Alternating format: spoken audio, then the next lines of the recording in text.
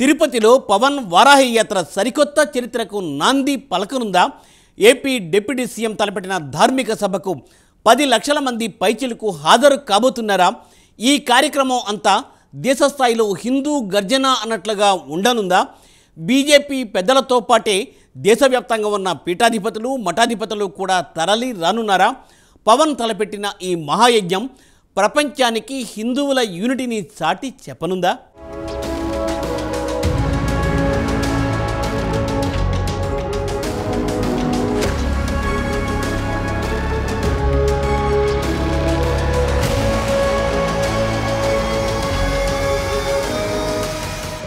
పవన్ కళ్యాణ్ ఇప్పుడు తెలుగు రాష్ట్రాల్లో సనాతన ధర్మానికి చిహ్నంగా మారిపోయారా అంటే అవునన్న సమాధానమే వినిపిస్తోంది.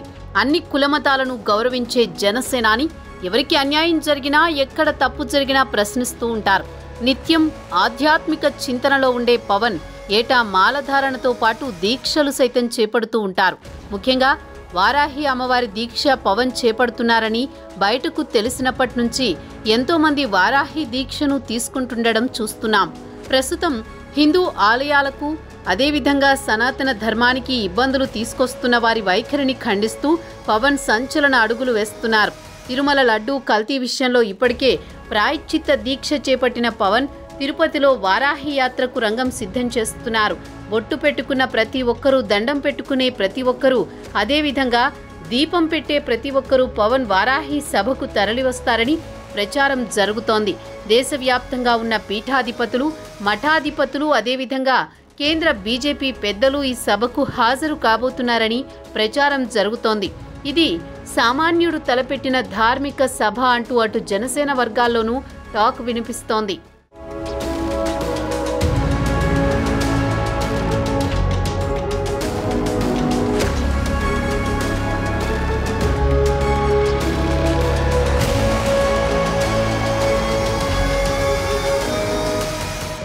తప్పు జరిగిపోయింది, చిన్న తప్పు కాదు, మహాపాపం.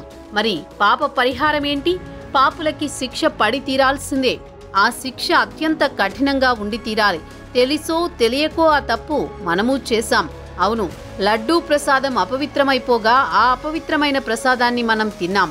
మన సన్నిహితులు బంధువులకు తినిపించాం.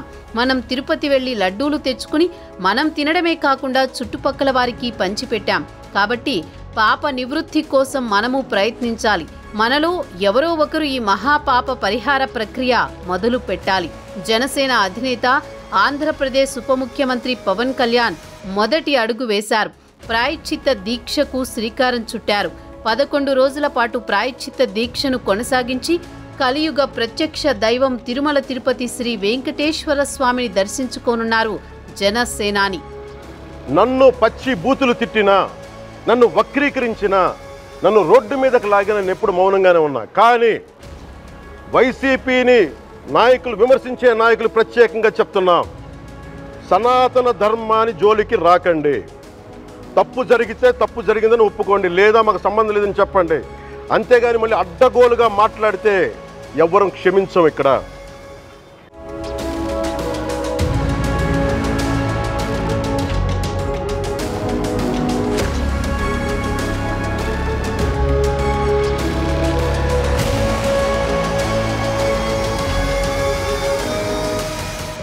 తిరుమల శ్రీవారి లడ్డూ తయారీపై నెలకొన్న వివాదం రోజుకో మలుపు తిరుగుతోంది. కలియుగ వైకుంఠంలా అలరారుతున్న సాక్షాత్ శ్రీ మహావిష్ణువే కొలువుదీరిన తిరుమలపై, అక్కడి పవిత్రతపై, స్వామివారి లడ్డూ ప్రసాదంపై వివాదం చెలరేగడం అటు దేశవ్యాప్తంగా చర్చనీయాంశమైంది. కోట్లాది మంది హిందువులు శ్రీవారి భక్తుల మనోభావాలతో ముడిపడి ఉన్న అంశం కావడం వల్ల అటు జాతీయ మీడియా సైతం దీనికి అత్యధిక ప్రాధాన్యతను ఇచ్చింది. దేశవ్యాప్తంగా ఎక్కడ చూసినా ఇదే చర్చ. పలువురు జాతీయ స్థాయి నాయకులు దీనిపై స్పందించారు. ఈ ఆరోపణల వెనుక గల వాస్తవాలను వెలికి తీయాలంటూ సుప్రీంకోర్టును ఆశ్రయించారు. తిరుమల లడ్డూ ప్రసాదాన్ని నాసిరకంగా తయారు చేస్తున్నారని, నాణ్యతారహితమైన వస్తువులను వినియోగిస్తున్నారంటూ చంద్రబాబు ఆరోపించిన విషయం తెలిసిందే.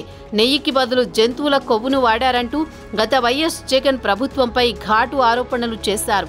ఈ విమర్శలు సరికొత్త వివాదానికి తెరతీసినట్లయింది. స్వయానా ముఖ్యమంత్రి స్థాయి నాయకుడు ఇలాంటి ఆరోపణలు చేయడం ప్రపంచవ్యాప్తంగా హిందూ సమాజాన్ని దిగ్భ్రాంతికి గురిచేశాయి. పవన్ కళ్యాణ్ ఏకంగా ప్రాయశ్చిత్త దీక్షను స్వీకరించారు. అటు తిరుమలలో మహాసంప్రోక్షణ చేపట్టారు. ఇందులో భాగంగా యజ్ఞ యాగాదులను నిర్వహించారు టీటీడీ అధికారులు. దీని తర్వాత సంభవించిన పరిణామాల నేపథ్యంలో జనసేన అధినేత ఉప ముఖ్యమంత్రి పవన్ కళ్యాణ్ ప్రాయశ్చిత్త దీక్షను స్వీకరించాల్సి వచ్చింది. తిరుమల లడ్డూ అపవిత్రం కావడం వల్ల ప్రాయశ్చిత్తంగా ఈ దీక్షను చేపట్టారు.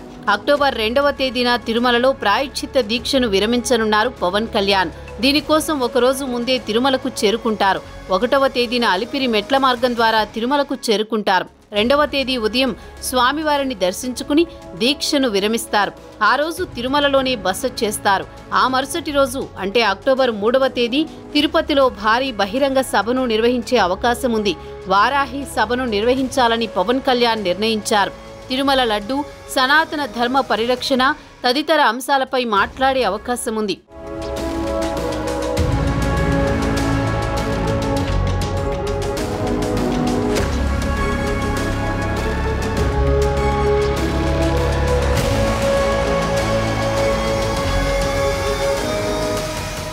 తిరుపతిలో నిర్వహించబోయే వారాహి యాత్ర ఎలా ఉండబోతోంది అన్న దానిపై రాజకీయ వర్గాల్లో తీవ్ర ఉత్కంఠ నెలకొంది. సనాతన ధర్మ పరిరక్షణ బోర్డు కోసం జనసేన అధినేత పవన్ కళ్యాణ్ డిమాండ్ చేస్తున్న సంగతి తెలిసిందే. సనాతన ధర్మం తాలూకా ప్రాముఖ్యతను ప్రపంచానికి చాటి చెప్పేందుకు తన వంతు కృషి చేస్తున్నారు పవన్. ఈ క్రమంలో దేశవ్యాప్తంగా హిందువులందరినీ ఒక్కతాటిపైకి తెస్తున్నారు జనసేనాని. దాంతో తిరుపతిలో జనసేన అధినేత, ఆంధ్రప్రదేశ్ డిప్యూటీ సీఎం పవన్ కళ్యాణ్ నిర్వహించబోయే వారాహి సభ దేశ స్థాయిలో ప్రత్యేక ప్రాధాన్యతను సంతరించుకుంది. జనసేనాని ఎక్కడికి వెళ్లినా వేలాదిగా, లక్షలాదిగా అభిమానులు, ప్రజలు స్వచ్ఛందంగా తరలిరావడం కొత్త విషయమేమీ కాదు. కానీ ఈసారి మరింత ప్రత్యేకం. హిందూ సమాజం ఇప్పుడు తమకు పవన్ కళ్యాణ్ బ్రాండ్ అంబాసిడర్ అనే భావనతో ఉంది. ఈ క్రమంలో తిరుపతిలో జనసేనాని నిర్వహించబోయే వారాహి సభ నభూతో న భవిష్యతి అనే స్థాయిలో హిందూ గర్జనగా మారబోతోందా అన్న చర్చ సైతం రాజకీయ వర్గాల్లో వినిపిస్తోంది. వారాహి యాత్ర కంటే ముందు తిరుమలకు కాలినడకన మెట్ల మార్గంలో పవన్ కళ్యాణ్ వెళ్లనున్న దరిమిలా ఆయన వెంట ఎన్ని వేల మంది, లక్షల మంది నడకదారిలో సనాతన ధర్మానికి అనుకూలంగా నినాదాలు చేస్తారన్నది మరో ఆసక్తికరమైన అంశం.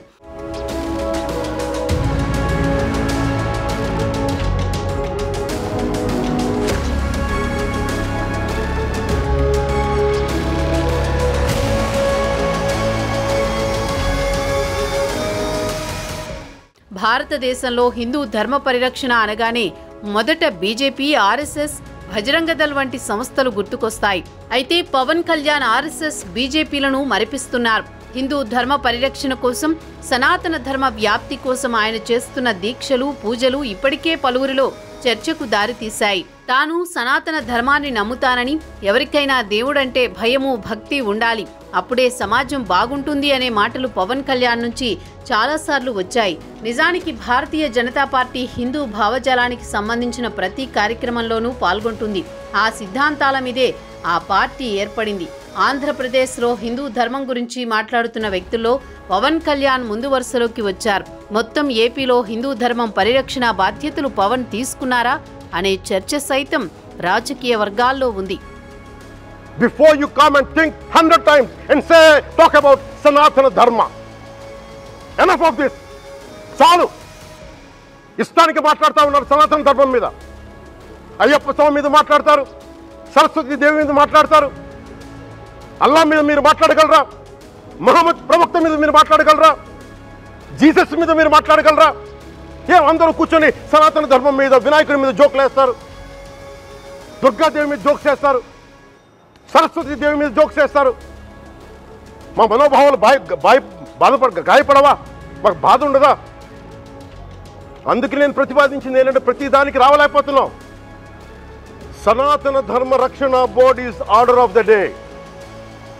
ప్రతిసారి కూర్చోబెట్టి మేము డిఫెండ్ చేసుకోలేం. ఇది ప్రతి సగటు హిందువు తాలూకు ధర్మం.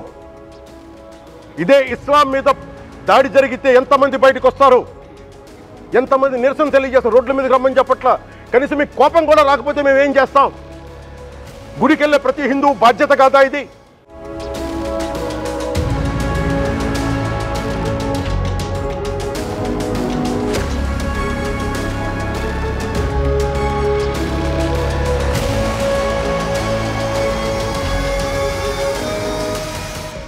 జగన్ హయాంలో అనేక ఆలయాలపై దాడులు జరిగాయి. అయితే దోషులను పట్టుకుని శిక్షించడంలో నాటి వైసీపీ ప్రభుత్వం విఫలమైంది.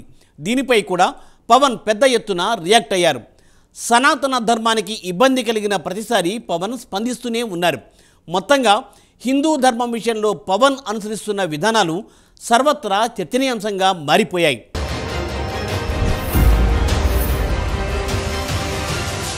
పవన్ తిరుపతిలో నిర్వహించేది రాజకీయ సభ కాదు, ధార్మిక సభ. వారాహి యాత్ర అంటే ఇన్నాళ్ళు పొలిటికల్ యాత్ర అన్నట్లుగా సాగింది. కానీ ఇప్పుడు తలబెట్టబోయేది ధార్మిక సభ. అందుకు వారాహి అమ్మవారి పేరుతో సభ జరుపుతూ ఉండడం విశేషం. అయితే ధార్మిక సభలు సాధారణంగా హిందూ ధార్మిక సంస్థలు చేపడుతూ ఉంటాయి. అయితే ఇప్పుడు ఒక సామాన్యుడు, కోట్లాది మంది ఆరాధించే అభిమాన నాయకుడు పవన్ కళ్యాణ్ ధార్మిక సభకు పూనుకోవడమే సర్వత్రా చర్చనీయాంశం అవుతున్న అంశం.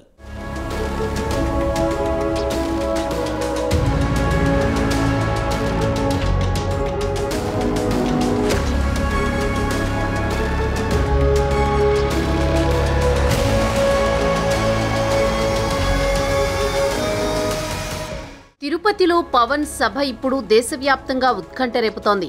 పవన్ ఏం మాట్లాడతారా అని అందరూ ఆతృతతో ఎదురు చూస్తున్నారు. ఇప్పటికే కల్తీ నెయ్యి వ్యవహారంలో పవన్ సీరియస్ గా ఉన్నారు. వైసీపీ నేతలు తనపై చేస్తున్న విమర్శలకు ఇప్పటికీ సహిస్తున్నానని అన్నారు పవన్. కానీ సనాతన ధర్మంపై అడ్డగోలుగా మాట్లాడితే ఊరుకునేది లేదని హెచ్చరించారు.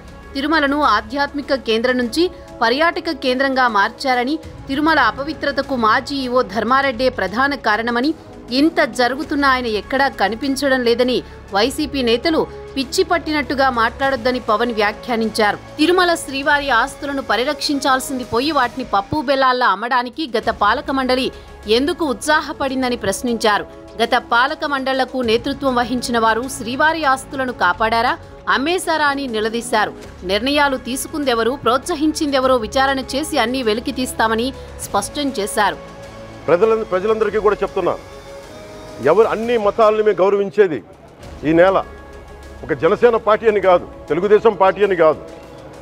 మీరు ఏ పార్టీలకు సంబంధించిన వైసీపీలో ఉన్న హిందువులందరూ ఏం చేస్తున్నారు? మీరందరూ పోటీ పడ్డారు కదా తిరుమలకి వెళ్ళడానికి. మీరు మర్చిపోయారా? ఇందులో ఈ పాపం మీకు కూడా వస్తుంది, ఈ పాపం మీకు కూడా తగులుద్ది. మీ మౌనం కూడా మొత్తం జాగ్రత్త, తరాలు నాశనం అయిపోతాయి. మీ మౌనం మంచిది కాదు.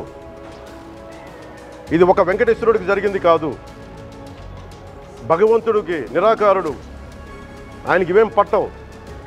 మనం నమ్ముకొని ఆయనకి వెళ్తున్నది మనకి బాధ్యత. ఇది ఇంకా ప్రతి ఒక్కరు దీన్ని గుర్తుపెట్టుకోండి.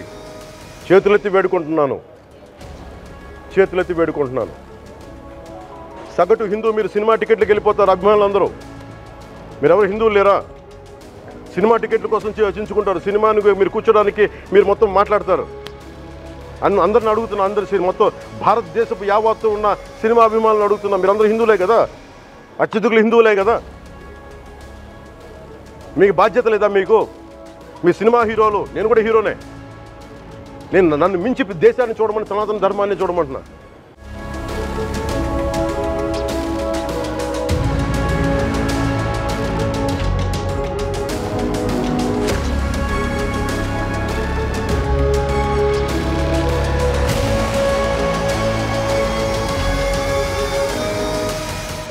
పవన్ ఆచరిస్తున్న విధానాలు చూస్తుంటే సనాతన ధర్మ పరిరక్షకుడిలా ఉన్నారంటూ పలువురు అభిప్రాయపడుతున్నారు. ఇంకోవైపు పవన్ కళ్యాణ్ సనాతన హిందూ ధర్మ పరిరక్షణ బోర్డు ఏర్పాటు వ్యాఖ్యలపై దేశవ్యాప్తంగా చర్చ జరుగుతోంది.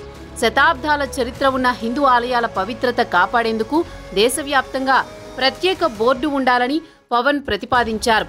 పవన్ డిమాండ్కు ప్రముఖ ఆలయాల నుంచి పండితులు స్వాగతించారు. తిరుమలను హిందువులు పరమ పవిత్ర పుణ్యక్షేత్రంగా భావిస్తారు. 2019లో అధికారంలోకి వచ్చిన వైసీపీ సంస్కరణల పేరుతో చాలా మార్పులు చేసి స్వామివారి పూజా విధానాలను మార్చేసింది. అప్పుడే తప్పు జరుగుతున్నదని వేలెత్తి చూపినా వైసీపీ నాయకులు పట్టించుకున్న పాపాన పోలేదని పవన్ కళ్యాణ్ ఆవేదన వ్యక్తం చేసిన సంగతి తెలిసిందే. సో టీటీడీ బోర్డుని కాన్స్టిట్యూట్ చేసిన వైసీపీ ప్రభుత్వం 2019 నుంచి సంస్కరణల పేరుతోటి, అంతకుముందు చాలా తప్పులు జరిగినాయనే వాటితోటి చాలా మార్పులు చేర్పులు పట్టుకొచ్చారు. స్వామివారి పూజా విధానాలు మార్చేశారు. శ్రీవాణి ట్రస్ట్ అని పేరు పెట్టి దాని మీద 10,000 రూపాయలు టికెట్ పెట్టారు ఒక్కొక్క వ్యక్తికి. ఒక్కొక్క కుటుంబం వస్తే 5 మంది నలుగురు వస్తే తక్కువ కాకుండా వాళ్ళకి 50,000 రూపాయలు వసూలు చేసి టికెట్ మటుకు బిల్లు మటుకు 500 రూపాయలకి ఇస్తూ ఉండేవాళ్ళు. ఇది నేను చాలాసార్లు నాతో పాటు చాలామంది భక్తులు ప్రస్తావించారు, చాలామంది రాజకీయ పార్టీల ప్రతినిధులు దీన్ని ప్రస్తావించారు. అన్ని పార్టీలు ప్రస్తావిస్తూనే ఉన్నాయి, వెలికి చూపుతూనే ఉన్నాయి. కానీ ఏ రోజు కూడా దాన్ని పట్టించుకున్న పాపాన్ని పోలేదు. అలాగే వైసీపీ పాలనలో అఫీషియల్గా ఆన్ రికార్డ్ 219 గుడుల్ని అపవిత్రం చేశారు. విగ్రహాలని విధ్వంసం కావచ్చు, రథాలు తగలబెట్టడం కావచ్చు, అలాగే 300 పైచులకు మన దేవాలయాలను అపవిత్రం చేశారు.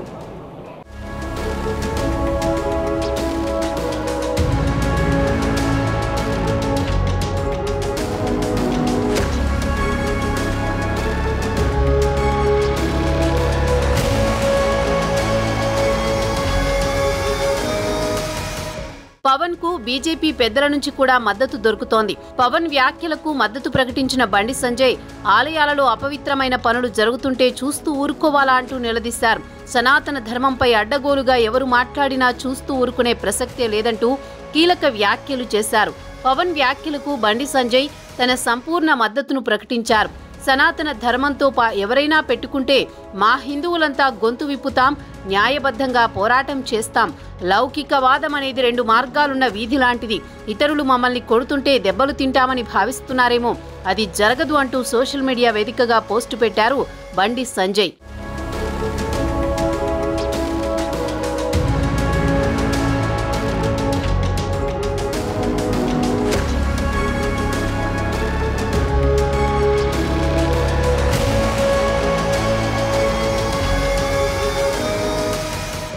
ఇదిలా ఉంటే కల్తీ నెయ్యి వ్యవహారాన్ని చాలా సీరియస్గా తీసుకోవాల్సిన అవసరం ఉందని, దీనిపై సీబీఐ విచారణ జరిపించి నిజానిజాలు నిగ్గు తేల్చాలని పెద్ద ఎత్తున డిమాండ్ వినిపిస్తోంది. ఈ క్రమంలోనే ఏపీ ప్రభుత్వం తిరుమల శ్రీవారి లడ్డూ కల్తీ వ్యవహారంపై సిట్ను ఏర్పాటు చేసి విచారణకు ఆదేశించింది. మరి సిట్ విచారణలో ఈ వ్యవహారంలో ఏం తేలుతుందో అన్నది ఇప్పుడు అందరిలోనూ ఆసక్తిని రేకెత్తిస్తోంది. సిట్ చీఫ్ గా గుంటూరు రేంజ్ ఐజీ సర్వశ్రేష్ఠ త్రిపాఠిని ప్రభుత్వం నియమించింది.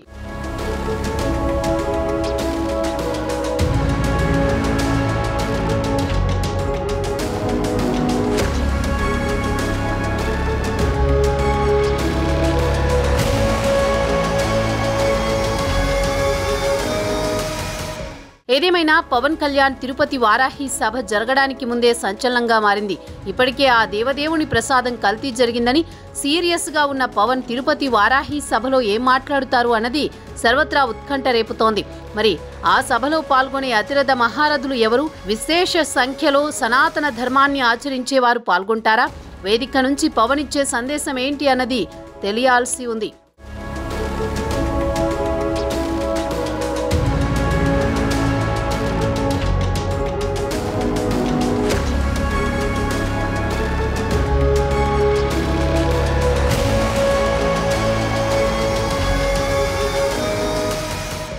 వరుసగా 3వసారి కేంద్రంలో ఎన్డీఏ కొలువు తీరిందంటే అందుకు ఏకైక కారణం జనసేనాని పవన్ కళ్యాణే అని ప్రత్యేకించి చెప్పనక్కర్లేదు.